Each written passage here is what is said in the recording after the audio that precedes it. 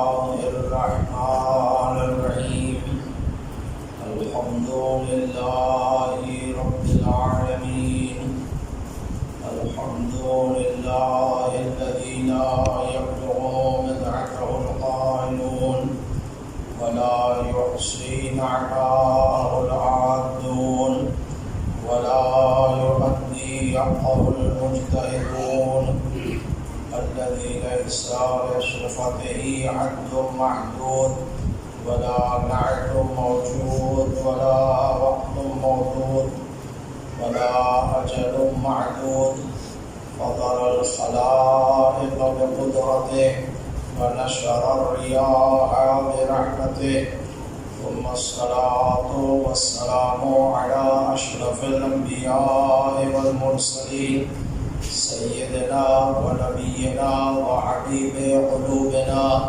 وطبيب نفوسنا أبي القاسم محمد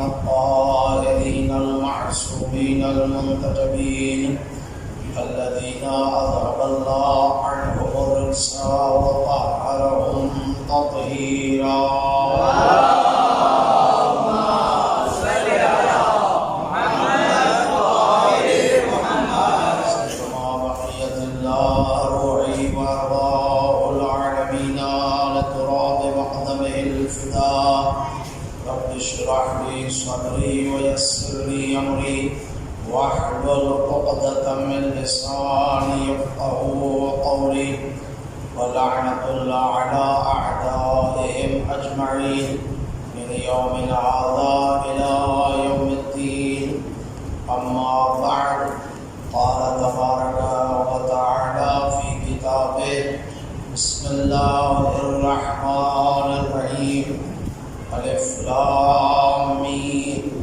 احسب الناس ان يتركوا ان يقولوا آمنا وهم لا يفتنون اللهم صل على محمد وآل محمد ولی عصر امام زمان اجل اللہ تعالی فرج و شریف کے ظہور میں تعجیل امام کی سلامتی امام زمانہ یہ لشکر میں انشاءاللہ شامل ہوں اور ہماری عزاداری امام زمانہ کی بارگاہ میں مورد پسند قرار پائے. اس دعا کی استجابت کے لیے صلوات پڑھ دے محمد وعلی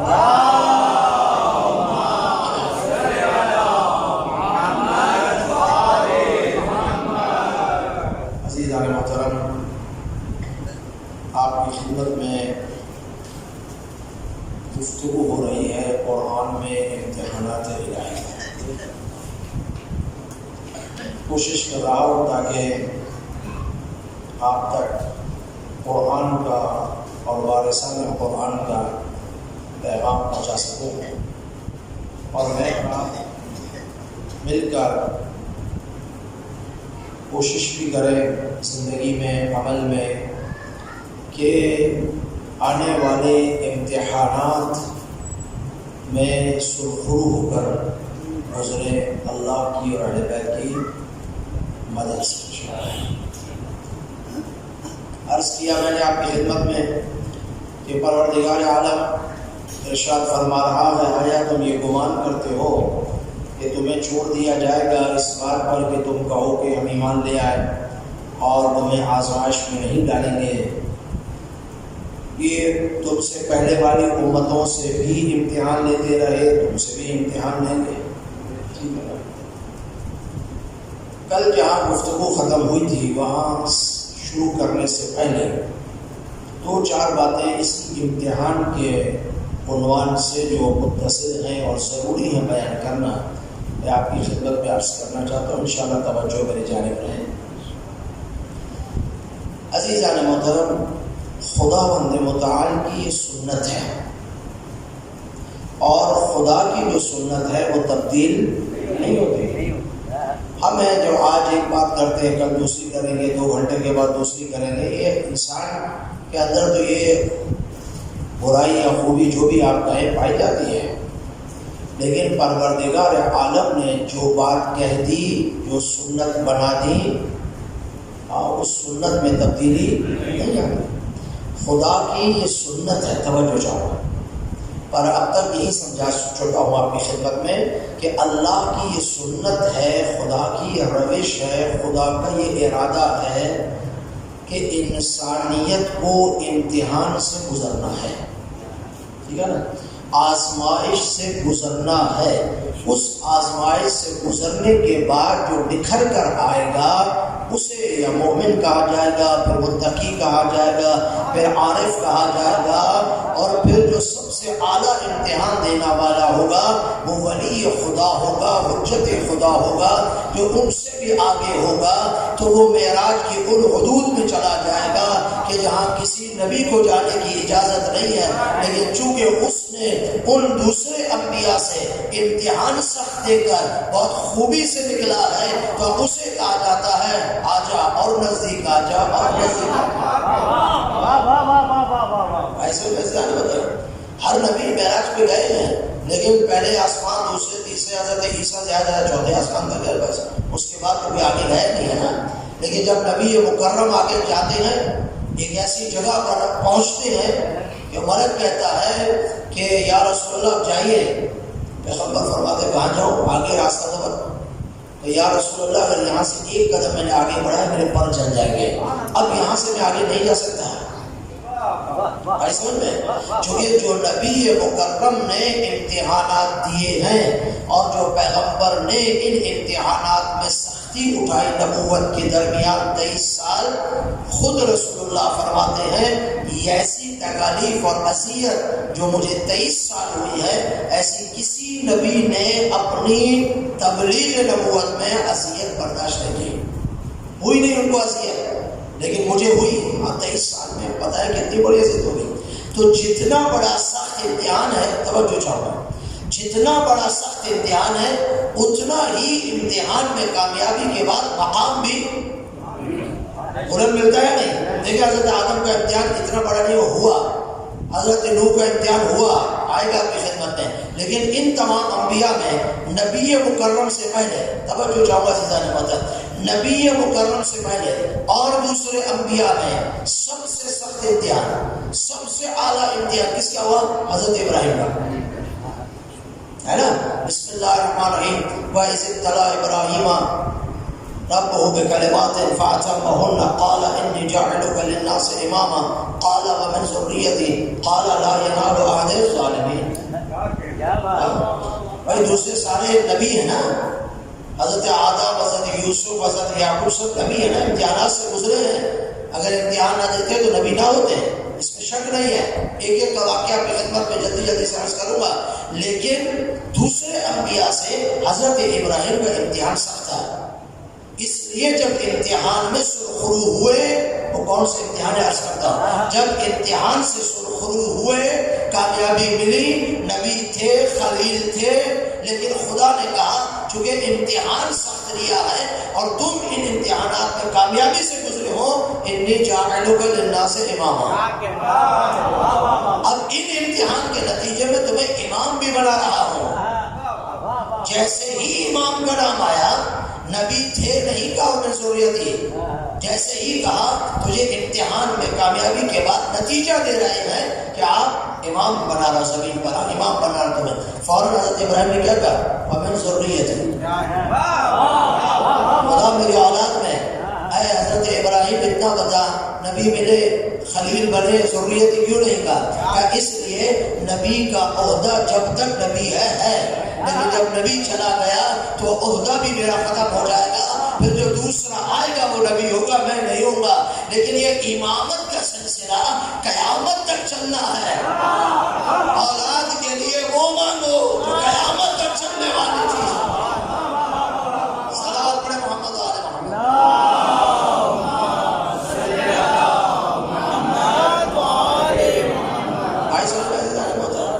تو ظاہر نبی ابراہیم سے زیادہ سخت امتحان کس کے ہوئے؟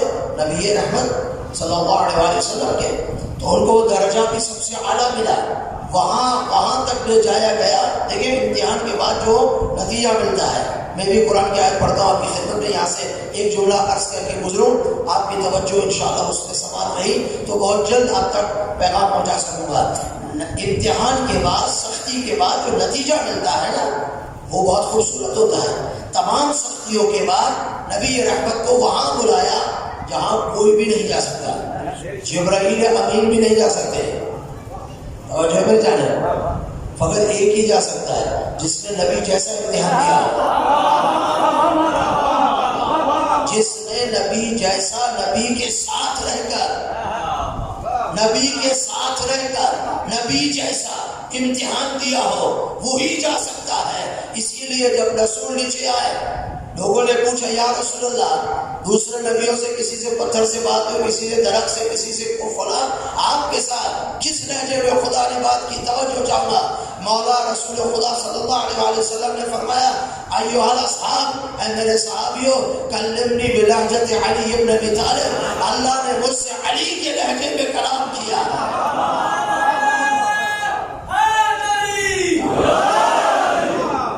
علی کے لہجے میں کلام کیا ہے۔ عزیزان محترم، چونکہ علی نے رسول کے ساتھ رہ کر وہی امتحانات خداوند متعال کے دیے جو پیغمبر اکرم نے نزول وحی سے لے کر وصال تک پیغمبر اکرم پر جتنی تکالیف آئی امیر المومنین ساتھ ساتھ تھے۔ آئی سمجھے نہیں؟ تو پھر ان کا درجہ بھی بلند ہے۔ کہتے ہیں آپ کیوں کہتے ہو انبیاء سے افضل علی؟ وہ ہم نہیں کہتے، روایات کہتی ہیں۔ سمجھ میں آگے نا؟ امیر المومنین نے جو سختیاں برداشت کی اور جس مقام پر خداوند متعال نے رکھا ہے وہ پیغمبر اکرم کو ہٹا کے، پیغمبر اکرم صلی اللہ علیہ وسلم کا تو مقام بہت بلند ہے نا۔ علی فرماتے میں محمد کا ادنیٰ سا غلام ہوں۔ جب آپ انبیاء کی بات کرتے ہیں، پیغمبر نہیں ہوتے اس میں، پیغمبر کے علاوہ جتنے انبیاء ہیں، جتنے انبیاء ہیں۔ اب میں کیا کروں؟ خود امیر المومنین کہتے ہیں یونس کو مچھلی کی پیٹ سے نجات دینے والا میں ہوں، یونس کو مچھلی سے پیٹ سے نجات دینے والا میں ہوں، آدم کی بخشش کروانے والا میں ہوں، یوسف کو چوک کر کنویں کے اس میں سے نجات دینے والا میں ہوں۔ تو اب جن انبیاء کو خود علی نے پناہ دی ہو وہ علی انبیاء سے افضل ہوگا یا نہیں؟ صلوات پڑھے محمد آل محمد۔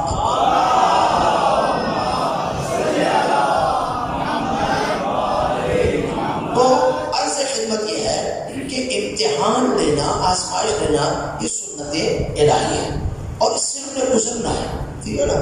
میں اپنے استاد کو سن رہا تھا، وہ خوبصورت بات کر رہے تھے۔ وہ فرما رہے تھے کہ جب آپ یونیورسٹی میں یا کالج میں اسکول کے ٹیچرز جو آتے ہیں وہ جب جائیں تو اسٹوڈنٹ جو ہے نا سب سے پہلے اپنے اساتذہ سے یہ پوچھتا ہے، وہ پڑھنا تو بعد کی باتیں ہیں، وہ کہتے ہیں وہ سب سے پہلے پوچھتا یہ ہے کہ ٹیچر بتائیے آپ امتحان کس طرح لیتے ہیں؟ سخت لیتے ہیں، آسان لیتے ہیں، کیا کرتے کیا بتاؤ سے نا۔ یعنی بچوں کو بھی یا جوانوں کو جب یونیورسٹی میں جاتے ہیں سب سے بڑا ہم و غم ان کا امتحان ہوتا ہے۔ ایسا میں ٹھیک ہے امتحان اپنی جگہ پر ہے، لیکن امتحان سے پہلے کے مراحل کو اگر انسان آسانی سے خوبی سے طے کر لے اگر اس امتحان کے دن اس کو مشکل تو نہیں آئے گی نا؟ یا آئے گی؟ بولو۔ سارا سال بچے اور جوان کھیلتے رہے، وقت ضائع کرتے رہے اور امتحان کے نزدیک آ کر کہے کہ بہت سخت ہے، وہ سخت ہونا ہے نا، آپ نے کچھ کیا نہیں تو سخت ہے، اگر کر لیا ہوتا تو سخت نہ ہوتا۔ ایسے ہے نا؟ وہ فرماتے ہیں الہی امتحان بھی ایسے ہیں کہ اگر انسان خدا کی بتائے ہوئے راستے پر گامزن رہے، اگر انسان اللہ کی اطاعت میں رہے، اگر انسان کو جو 14 معصومین اور 1,24,000 انبیاء کے ذریعے سے ہدایت دی اس ہدایت میں چلتے رہے تو پھر جس وقت جس طرح خدا چاہے امتحان لے اس کو پرواہ نہیں ہوتی، اس کو فکر نہیں ہوتی۔ لیکن چونکہ وہ غافل رہتا ہے، خدا کی اطاعت سے باہر رہتا ہے، پھر جیسے ہی وہ مشکل آتی ہے گھبرا جاتا ہے، پریشان ہو جاتا ہے، اب کیا ہوگا، اب کیا ہوگا۔ ایسا عزیزو اس لیے کہا جاتا ہے کہ انسان کو ہمیشہ امتحان کے لیے جب بتا دیا پروردگار عالم نے کہ تم زندگی کا ایک ایک لحظہ تمہارے لیے امتحان ہے تو پھر اس امتحان کے لیے بھی تیار رہنا چاہیے کہ نہیں؟ ایسے ہی ہے نا جو مثلا فرماتے ہیں انسان کو بیماری آ گئی، امتحان ہے، انسان پر مصیبت آ گئی، مصیبت میں انسان کو کیا کرنا ہے؟ صبر کرنا ہے۔ بسم اللہ الرحمن الرحیم وَلَنَبْلُوَنَّكُمْ بِشَيْءٍ مِّنَ الْخَوْفِ وَالْجُوعِ وَنَقْصٍ مِّنَ الْأَمْوَالِ وَالثَّمَرَاتِ۔ اللہ ابتلا میں ڈالتا ہے، آزمائش لیتا ہے، امتحان میں ڈالتا ہے۔ کن چیزوں کے ذریعے سے ڈالتا ہے؟ ممتحن کون ہے؟ امتحان لینے والا خدا۔ کن چیزوں سے امتحان دیتا ہے؟ من الخوف، خوف کے ذریعے سے، بھوک کے ذریعے سے، نقص الاموال، مال کی کمی کے ذریعے سے، والثمرات، زمین سے دانہ نہیں اگتا، فروٹ نہیں اگتا، یہ کمی ہو جاتی ہے ثمرات میں، ان کے ذریعے سے خدا کیا کرتا ہے عزیزو؟ امتحان لیتا ہے۔ ہاں، والانفس، اور انسان کی موت کے ذریعے سے جان لے لیتا ہے، اس کے ذریعے سے خدا امتحان لیتا ہے۔ اب جب امتحان لیتا ہے تو خدا کیا کہہ رہا ہے؟ بشر الصابرین الذین اذا اصابتهم مصیبہ قالوا انا للہ وانا الیہ راجعون۔ بشارت دے دو ان صبر کرنے والوں کو کہ جب مصیبت آتی ہے تو فوراً انا للہ وانا الیہ راجعون پڑھتے ہیں، یعنی کہتے ہیں اللہ کی جانب سے آئے ہیں، اسی کی طرف پلٹ کر جانا ہے۔ جب یہ ایمان راسخ ہو جائے، توجہ چاہوں عزیزان بتا، اگر یہ ایمان راسخ دل میں بیٹھ جائے، آئے اسی کی طرف سے ہے، جانا انہی کی طرف ہے، یہ بیچ کی 40-50 زندگی بھی امتحان کی زندگی ہے، تو اس میں مصیبت بھی آ جائے تو صبر کرے گا، مشکل آ جائے تو صبر کرے گا، جزا اور نادا فریاد نہیں کرے گا۔ لیکن چونکہ ہمارا ایمان راسخ نہیں ہے، ہم زبان سے تو کہتے ہیں ہاں یہ امتحان ہے، خدا کرے ہم کامیاب ہو جائے، نہیں، امتحان میں کامیاب انشاءاللہ ہوں گے، لیکن پہلے اس بات کا تو اقرار کرے کہ ہاں یہ امتحان الہی ہے۔ جب خدا امتحان لے رہا ہے تو پھر میرے عزیزوں گھبرانا کس چیز کا ہے؟ جو امتحان لے رہا ہے وہ ان امتحان سے نکالے گا بھی نا، کامیابی سے نکالے گا۔ ایسا تو ہو نہیں سکتا پروردگار عالم ہمارا امتحان لے اور ہماری مدد نہ کرے، ہو سکتا ہے؟ نہیں ہو سکتا نا۔ حضرت ایوب کے امتحان کا تذکرہ قرآن سے کروں گا کہ حضرت ایوب کے بارے میں کہا کتنا صابر ہے حضرت ایوب، کتنے سخت امتحان ہوئے اس نبی مکرم سے، لیکن صبر کیا، فریاد نہیں کی۔ تو میرے دوستو، امتحان اس دنیا میں ہو رہا ہے، اس سے بچنا کسی نے نہیں ہے۔ یہاں تک بات واضح ہو گئی عزیزان محترم۔ اب آئیے میں آدمی رسول خدا کی حدیث پڑھتا ہوں، اس حدیث پہ توجہ چاہوں گا آپ کی، یہ لب لباب ہے میری اس گفتگو کا آج کی۔ پیغمبر اکرم صلی اللہ علیہ وآلہ وسلم ارشاد فرماتے ہیں، پیغمبر اکرم ارشاد فرماتے ہیں، پوچھا گیا رسول خدا سے ای الاعمال، توجہ چاہوں گا اس سے، ای الاعمال احب الی اللہ عز وجل، سب سے زیادہ کون سا ایسا عمل ہے جو اللہ کو پسند ہے؟ اللہ کو جو سب سے زیادہ عمل پسند ہے وہ کیا ہے یا رسول اللہ؟ پیغمبر اکرم سے جب سوال ہوا تو رسول خدا نے فرمایا قال الصلاۃ لوقتها، یہ نہیں کہا الصلاۃ، توجہ چاہوں میرے جوانوں بزرگوں، آج کی گفتگو کس طرح سنو، الصلاۃ لوقتها، نماز کو وقت پر پڑھنا، نماز کو اول وقت پڑھنا، نماز کو ٹائم کے اندر پڑھنا، یہ عبادت، یہ عمل احب الی اللہ، اللہ کو بہت پسند ہے۔ نماز نہیں، ہاں اس میں نہیں ہے، نماز بھی اللہ کو پسند ہے، لیکن بے ٹائمی نماز پہ، حضور قلب نماز پہ، توجہ نماز جب جی چاہ اٹھ کے پڑھ لیا نا، وہ نماز اللہ کو پسند نہیں ہے۔ جب وقت مل جائے نماز میں، عزیزہ نے محترم، وقت کو کہو، دنیا کے باقی کاموں کو کہو کہ اس وقت اللہ کی عبادت کا وقت ہے۔ وہ نماز جو وقت پر پڑھی جائے گی، آئی سمجھ میں، جو وقت پر پڑھی جائے گی، امیر المومنین علی بن ابی طالب علیہ السلام،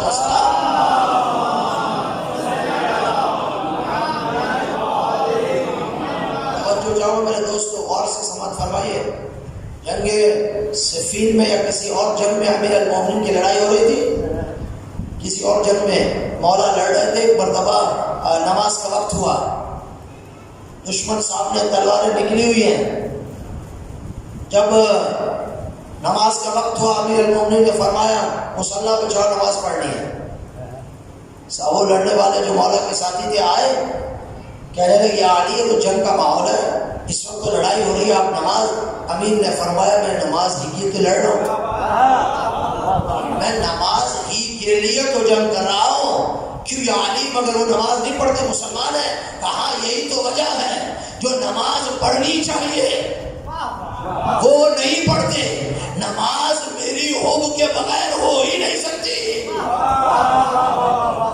میری محبت کے بغیر وہ نماز پڑھ رہا ہے، مجھ سے دور ہو کے نماز پڑھ رہا ہے، میں نماز پڑھ کے بتلا رہا ہوں۔ علی کے نظر میں ایسی حالت جنگ میں بھی نماز اول وقت اہمیت رکھتی ہے، تو علی کا ماننے والا، علی کا شیعہ بھی اپنے آپ کو وقت پر نماز پڑھنے کا پابند بنا ہے، اسی نماز کا فائدہ ہے۔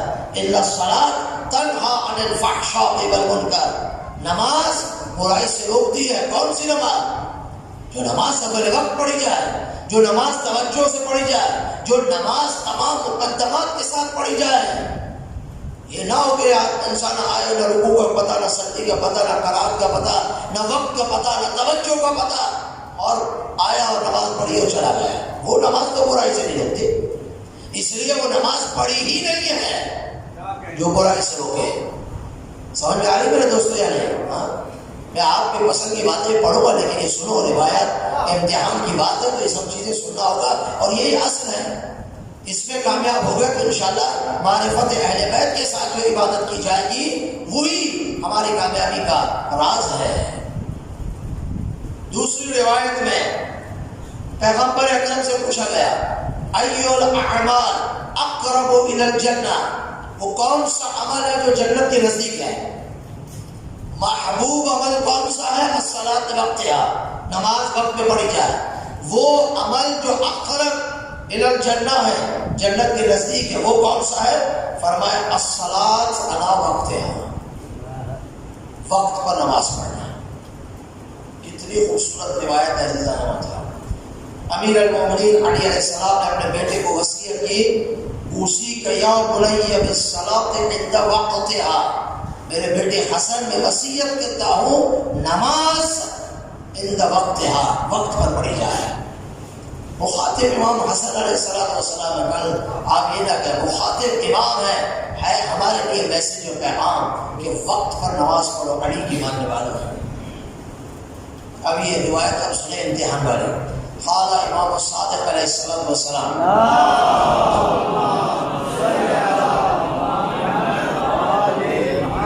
امام صادق فرماتے، توجہ چاہوں گا عزیزو، امام فرماتے امتحنوا شیعتنا عند ثلاث، ہمارے شیعوں کو 3 مقام پر ان کا امتحان دو۔ کتنی جگہ پر؟ 3 جگہ پر ان کا امتحان کرو، 3 جگہ۔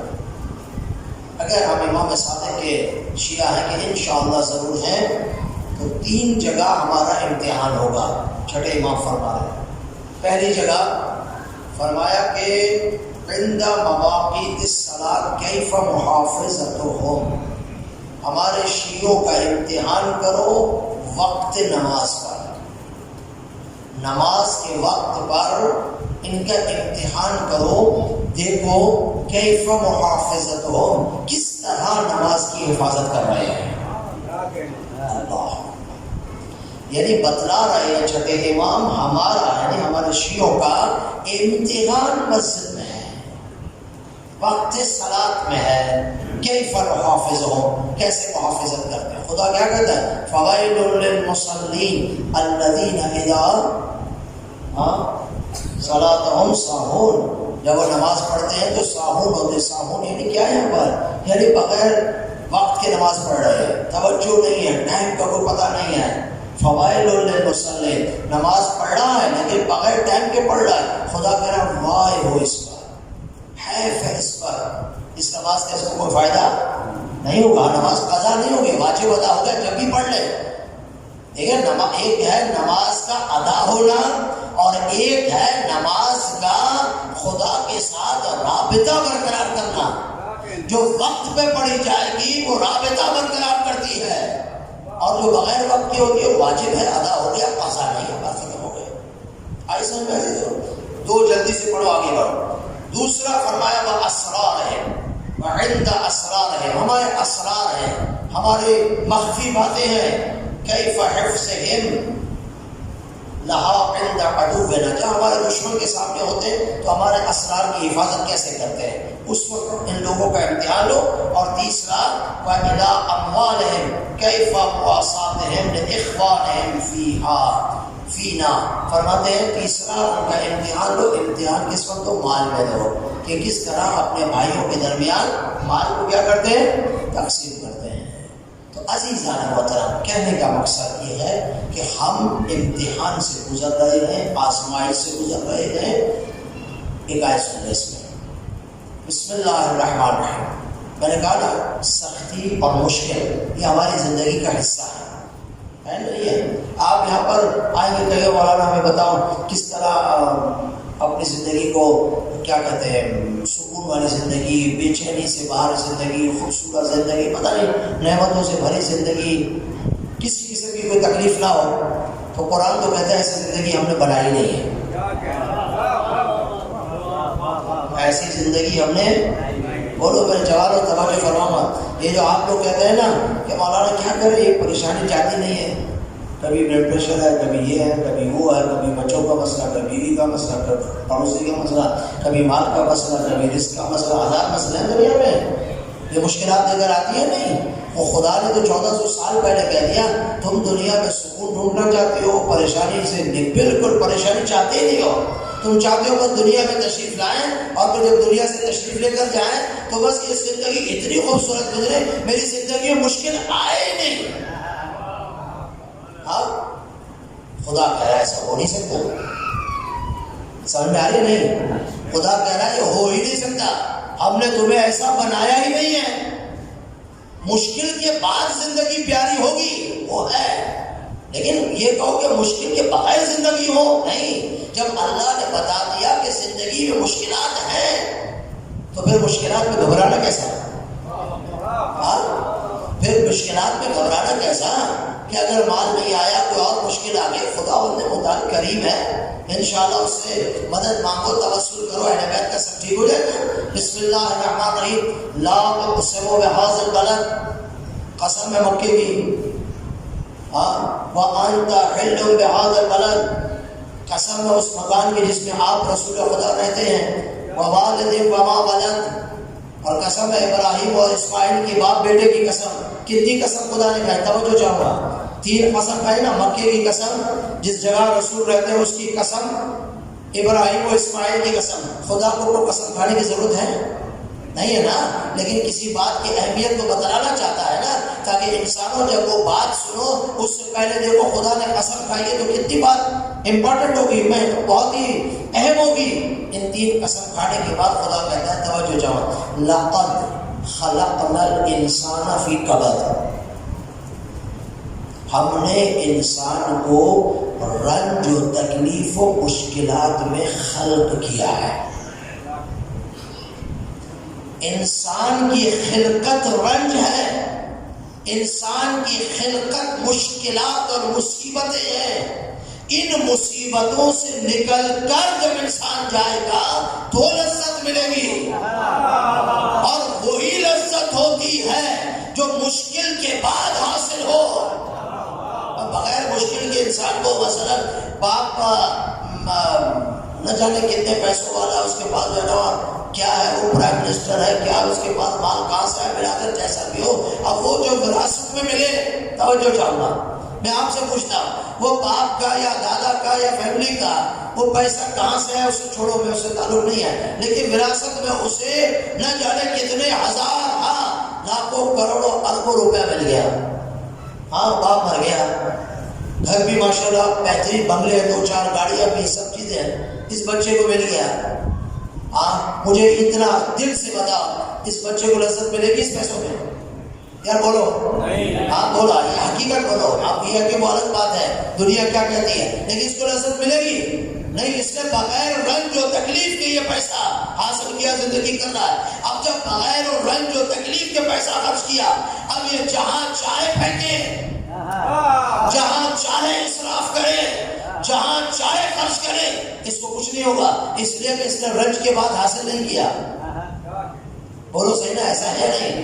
ہاں، لیکن جو رنج و تکلیف کے بعد صبح سے شام تک کماتا ہے، صبح سے شام تک دھوپ پہ کھڑا ہو کر کماتا ہے، جو پیسے لے کے آئے گا وہ پیسوں کو ویسے پھینک دے گا یا 1000 مرتبہ سوچے گا ضرورت ہے یا ضرورت نہیں ہے؟ سوچے گا نا، چونکہ وہ ساری رات دھوپ پہ کھڑا، دوپہر کو، رات کے دوپہر کو سارا دن دوپہر پہ کھڑا ہوا تو کچھ ملا ہے. تو رنج کے بعد جو اسے پیسہ ملتا ہے وہ اللہ کا شکر کر کے لے کے گھر آتا ہے اور آپ کے کہتا ہے میں نے آج یہ کمایا، بڑا خوش ہوتا ہے. ایسے ہی ہے نا. تو رنج کے بعد جو لذت ملتی ہے وہ بڑی خوبصورت ہوتی ہے، اس کا مزہ بھی اس وقت آتا ہے. بغیر رنج کے حاصل ہونے والی نعمتوں میں لذت نہیں ہوتی. تو خدا کہتا ہے لقد خلقنا الانسان فی کبد، انسان تجھے بنایا ہی ہم نے، خلق ہی تجھے مشکلات و تکلیف میں کیا ہے، تو تو کائے کی جو ہے نا وہ سہولتیں ڈھونڈ رہا ہے. کبد سے گزرے گا، مشکل سے گزرے گا تو لذت ملے گی. ایسے ہی نہ زندہ نہیں ہوتا ہے. ایک مثال دیتا ہوں، ماں کے پیٹ میں بچہ ہے، 9 مہینے بطن مادر میں بچہ ہوتا ہے، 9 مہینے کا پیریڈ ہے، ٹھیک ہے نا. 9 مہینے میں ماں کو تکلیف ہوتی ہے نہیں؟ ہوتی ہے نا. ظاہر بچہ ہے، وزن ہے، سب چیزیں ہیں، ماں کو تکلیف ہوتی ہے. رنج ہے یا نہیں؟ بولو ہے نا. اس کے بعد جب ولادت کا وقت نظر آتا ہے، ہاں معصوم فرماتے ہیں وہ ولادت کے وقت جب بچہ دنیا میں آ رہا تھا، اس وقت ماں موت سے نکل کر دوبارہ نئی زندگی پاتی ہے. ٹھیک ہے نا. یہ رنج ہے یا نہیں؟ میرے بھائی بولو تو رنج ہے یا نہیں ہے نا.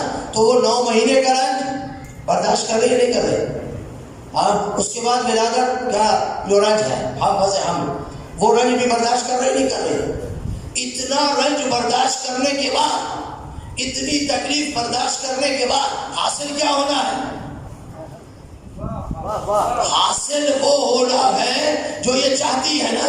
یہ اگر بغیر رنج کے ملتا تو وہ محبت اسے حاصل نہ ہوتی جو رنج کے بعد جیسے ہی بچہ دنیا میں آتا ہے، ماں اپنا سارا درد بھول جاتی ہے، سارے رنج بھول جاتی ہے، لپک کر بچے کو اٹھاتی ہے اور وہ لذت حاصل کرتی ہے. اللہ اکبر. یہ لذت اس رنج کے بعد حاصل ہو رہی ہے اصل میں. تو خدا یہی کہہ رہا ہے امتحان کے بعد جو لذت ملے گی، اس آزمائش سے گزرنے کے بعد جو تمہیں مقام و منزلت ملے گی، وہ اتنی عظیم ہوگی کہ تم وہاں کہو گے کاش ہمارا امتحان ہوتا ہی رہتا، ہوتا ہی رہتا. شاید پھر خدا جواب دے ہم نے تو ایک امتحان لیا، تمہاری چیخیں نکل گئی. ہاں اب کہتے ہوتا ہی رہتا، چونکہ تمہیں اس مقام کا پتہ نہیں تھا. اور جنہیں اس مقام کا پتہ تھا، انبیاء اور اوصیاء، وہ یہی فرماتے تھے موت ہم پر آ جائے یا ہم موت پر چلے جائیں، ہمیں فرق نہیں پڑتا. اس لیے وہ جانتے ہیں کہ اسی عمل کے بعد جو اللہ نے مقام رکھا ہے ملے گا.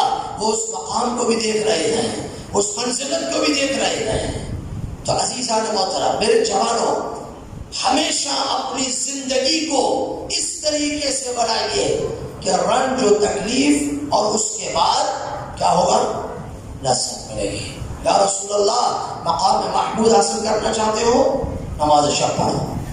نماز تہجد رنج ہے یا نہیں؟ اٹھنا، وضو کرنا، مصلی پہ جانا تکلیف ہے، لیکن کہا یہ پڑھو گے تو مقام محمود ملے گا. ایسے نہیں ملے گا.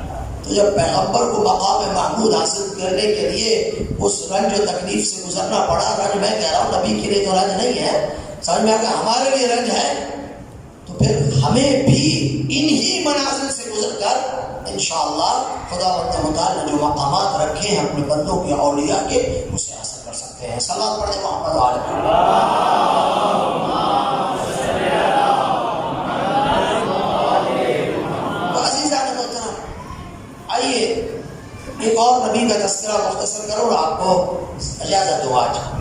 یہ باتیں امتحان کے لیے بہت ضروری تھی جو میں نے آپ کی خدمت میں بیان کی ہے، تاکہ ہم منزل ب منزل انشاءاللہ اپنے اس موضوع کو آگے لے کے چلیں. ٹھیک ہے میرے دوستو، امام زمانہ پسند بلند صلوات بھیجتے ہیں محمد.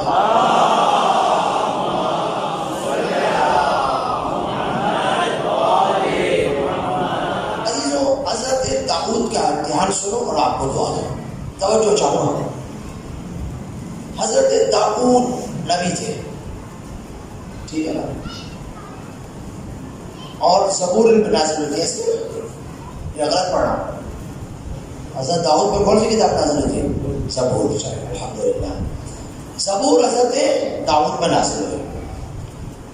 حضرت داؤد کا امتحان ہوا ہے. میں نے ابھی کہا نا ہر نبی امتحان سے گزرا ہے. حضرت ابراہیم کا کل پڑھا ہوا، چونکہ تفصیل ہے اس میں مختصر نہیں پڑھا سکتا.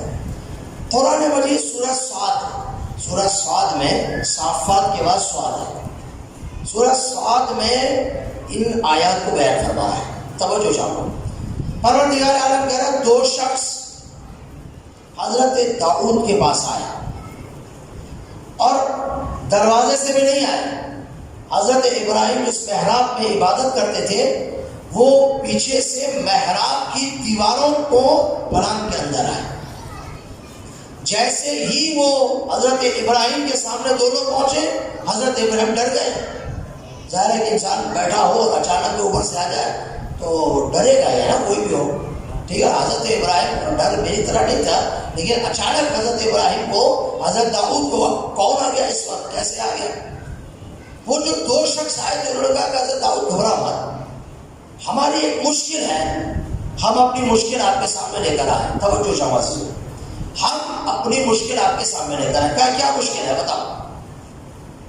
دو میں سے ایک نے کہا ہم دو بھائی ہیں، ایک کے پاس 99 بھیڑیں ہیں، 99، اور دوسرے کے پاس ایک بھیڑ ہے. ٹھیک ہے. حضرت داؤد اس وقت قضاوت کے لیے مشہور تھے. اور یہ بھی آپ کو عرض کر دوں کہ مفسرین نے بیان فرمایا ہے یہ امتحان لینے والے عام انسان نہیں تھے. اللہ نے ملائکہ کو بھیجا تھا. داؤد آپ دیکھو صحیح ہے، حضرت داؤد کے امتحان تو لیں ایسا میں تو دونوں کا ہمارے پاس، ایک نے کہا میرے پاس 99 ہے، دوسرے کے پاس ایک ہے. اب یہ جس کے پاس 99 ہے یہ کہہ رہا ہے کہ یہ جو ایک تیرے پاس ہے یہ بھی مجھے دے دے.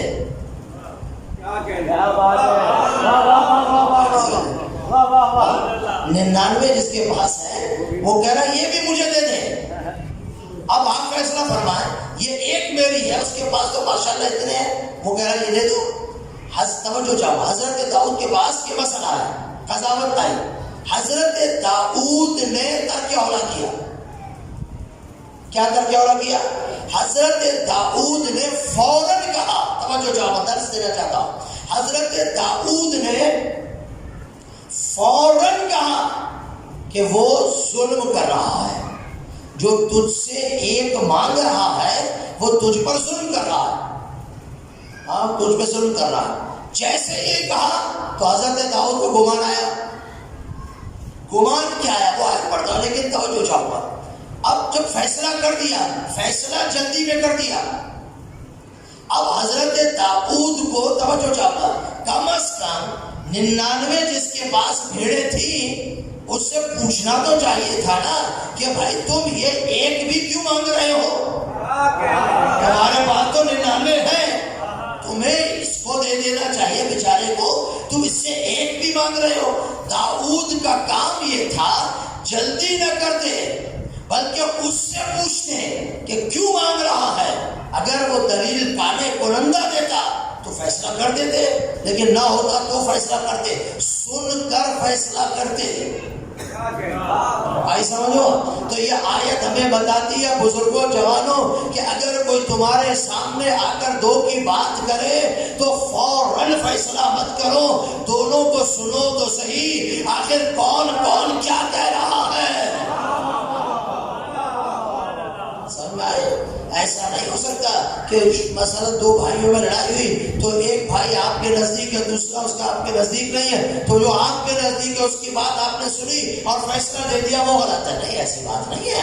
شرعاً اور حکم یہ ہے کہ وہ کچھ بھی ہے آپ کو اگر یا تو فیصلہ مت کرو, کو بھائی ہم سے انصاف نہیں ہوتا, فیصلہ نہیں کر سکتے, ہٹ جاؤ. اگر انصاف کرنا ہے تو شرط یہ ہے کہ دونوں کو بٹھاؤ, دونوں کی سنو اور اس کے بعد فیصلہ کرو.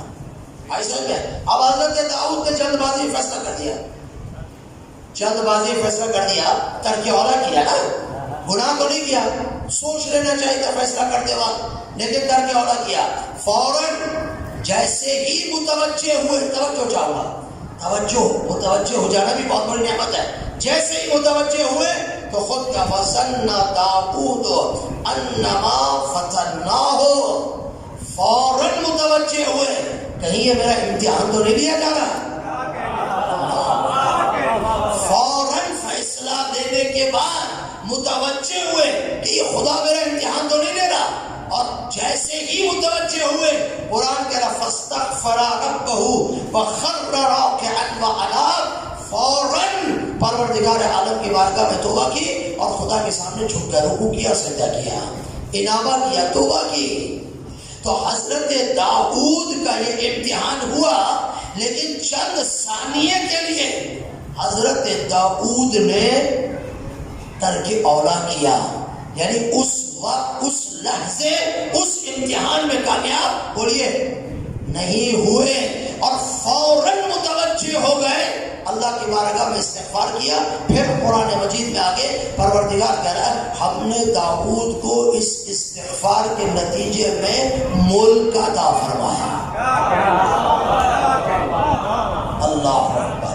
ہم نے اس کے نتیجے میں حضرت داؤد کو ملک عطا فرمایا. ملک دینا تھا لیکن بغیر امتحان کے نہیں, امتحان کے بعد ملک دینا تھا. توجہ چاہو عزیزان. تو جب امتحان سے گزرے, متوجہ ہوئے, اور خدا نے پھر انہیں ملک دیا, اور ملک دینے کے ساتھ ساتھ حضرت داؤد کو ہاتھ میں لوہا موم ہو جانے کی طاقت بھی عطا فرمایا. ایسا باقی کل پڑھوں گا یہاں سے یہ ملک ہے کیا, انشاءاللہ آپ کی خدمت میں عرض کروں گا اگر زندہ رہے. تو عزیزان محترم, حضرت آدم کا امتحان آپ نے دیکھا, ترک اولا کیا, اس کے بعد انی جاعل فی الارض خلیفہ. یہاں حضرت داؤد نے ترک اولا کیا, استغفار کیا, فوراً ملک بھی دیا, اولو العزم نبی بھی بنے, صاحب کتاب نبی بنے, سب امتحان کے بعد آیا. تو یہ سارے مراحل امتحانات کے بعد ملتے ہیں. تو جب انبیاء کے لیے یہ حکم ہے تو میں اور آپ تو پھر 24 گھنٹے امتحان میں ہیں نا, ہم تو بغیر امتحان کے نہیں ہو سکتے نا. تو ہماری بھی آزمائش اور ہمارا امتحان لے رہا ہے. فقیر ہمارے سامنے آ جائے, ہمارا امتحان ہے. یقین رکھو بعض اوقات یہ سوچا کرو, اس میں معصوم کا فرمان ہے, اگر آپ کے پاس کوئی آ جائے نا, آج کل اللہ کی پتہ نہیں مستحق ہے نہیں ہے, چل بھی رہا ہے, بہت ساری ایسی چیزیں مستحق ہوتا نہیں, آ جاتا لینے کے لیے, تو معصوم کا فرمان ہے جو آپ کے پاس آ جائے نا, اگر آپ کو پتہ بھی ہے نا مستحق نہیں ہے یا فلاں ڈرامہ کر رہا, جو کچھ بھی کر رہا, پھر بھی اس کو خالی مت لوٹاؤ, کچھ نہ کچھ جیب سے نکال کے اس کے ہاتھ میں رکھ دو. شاید اللہ نے اس کو بھیجا ہے تمہارا امتحان لینے کے لیے. متوجہ رہے عزیزان محترمہ, شاید خدا نے اس بندے کو بھیجا ہے, شاید یہ بھیجا ہو کہ دیکھو میرا بندہ اس امتحان میں کس طریقے سے کامیاب ہوتا ہے. یہی وجہ ہے اہل بیت کے دروازے سے کوئی خالی نہیں گیا, کوئی خالی نہیں گیا, ایک بھی سائل علی اور اہل بیت کے دروازے سے خالی نہیں جاتا. چونکہ اور وہاں تو سائل ملائکے بن کر آتے تھے. ہاں, وہ انگوٹھی لینے والا سائل ملک تھا جو سائل بن کر آیا تھا, علی نے انگوٹھی دے دی تھی. آئے سمجھ میں, بعد میں پڑھوں گا آپ کی خدمت میں. تو کہنے کا مقصد یہ ہے کہ ہم اپنی زندگی کے ہر قدم پر امتحان الہی سے گزر رہے ہیں، اسی طرف انشاءاللہ متوجہ رہے. صلوات پڑھ دیں محمد و علیہ.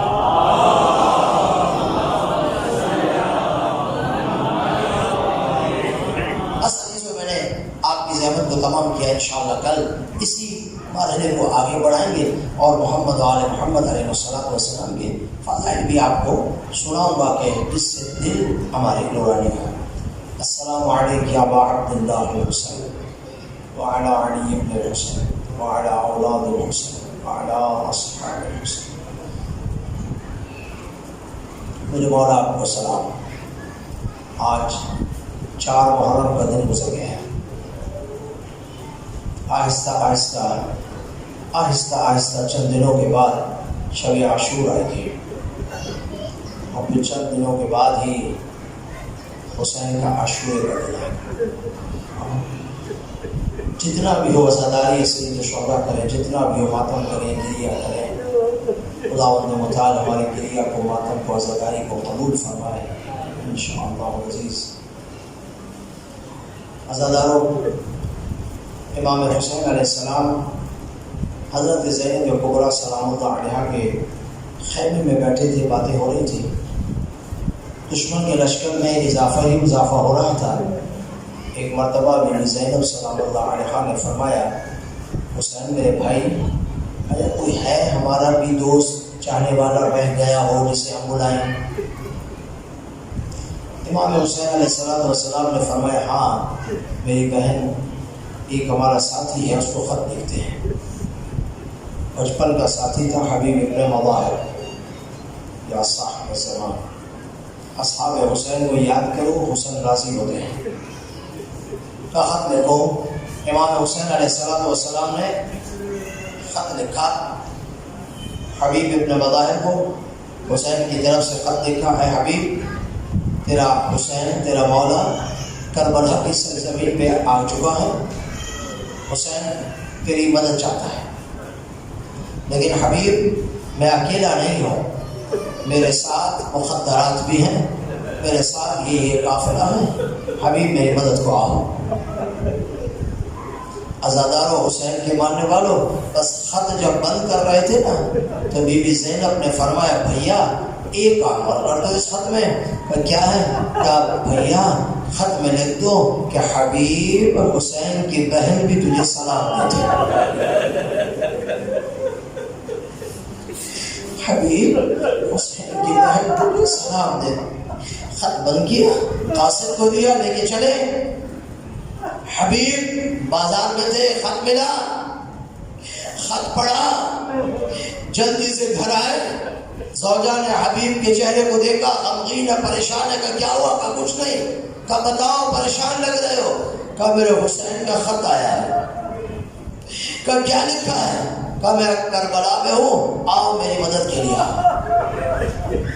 کہ اور کیا لکھا ہے؟ کہ فرمایا میں اکیلا نہیں ہوں، میرے ساتھ زینب و کلثوم و رباب و لیلہ سبا مخدرات ہیں.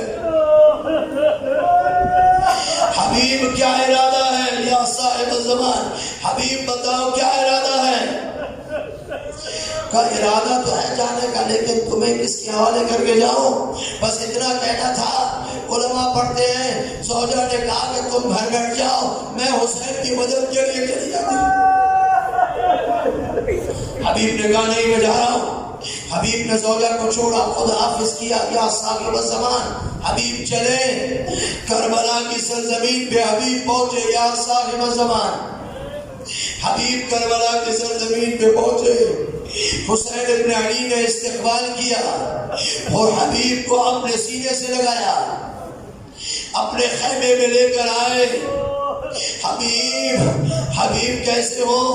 حبیب سفر کیسے رہا؟ بی بی زینب نے پوچھا کون آیا ہے؟ فضا نے کہا حسین کے بچپن کے ساتھی حبیب آئے گئے. کہ میرا سلام پہنچاؤ، حبیب کو میرا سلام دو. بی بی زینب کا سلام ملا. حبیب نے رونا شروع کیا، اے مولا کیا اتنے غریب ہو گئے؟ کیا غلاموں کو شہزادی سلام دے رہی ہے؟ مولا مجھے اجازت دو، 2 جملے سنا دیجو۔ مولا مجھے اجازت دو میں جاؤں یا فاطمہ الزہرا۔ ایک مرتبہ مولا نے کہا حبیب جاؤ، اجازت ہے۔ حبیب میدان میں آئے، حبیب نے لڑائی کی، فاصلے جہنم کیا دشمنوں کو۔ ایک مرتبہ چاروں طرف سے حملہ ہوا، حبیب پر تیر و تلوار چلے، حبیب گھوڑے سے زمین پر آئے، السلام علیک یا ابا عبداللہ۔ حبیب نے سلام کیا، حسین اٹھے، حسین چلے، حبیب کے بدن پہ پہنچے، حبیب کا سر لیا، اپنے زانوں پہ رکھا۔ حبیب کیا وصیت ہے کہ مولا میں آپ کی زیارت کرنا چاہتا ہوں، میری آنکھ میں خون ہے۔ حسین نے خون کو صاف کیا، حبیب نے حسین کی زیارت کی، حبیب کی روح نے پرواز کیا، انا للہ و انا الیہ راجعون۔ میں کہوں حبیب تم چلے گئے، ابھی کچھ دیر کے بعد حسین اکیلے ہوں گے، حسین کا بدن ہوگا شبر ملعون خنجر لے کے ذبح کر رہا ہوگا، حسین کا بدن ہوگا گھوڑے دوڑائے جا رہے ہوں گے، حسین کا بدن ہوگا 70 قدم کے فاصلے سے زینب اپنے بھائی کو ذبح ہوتے۔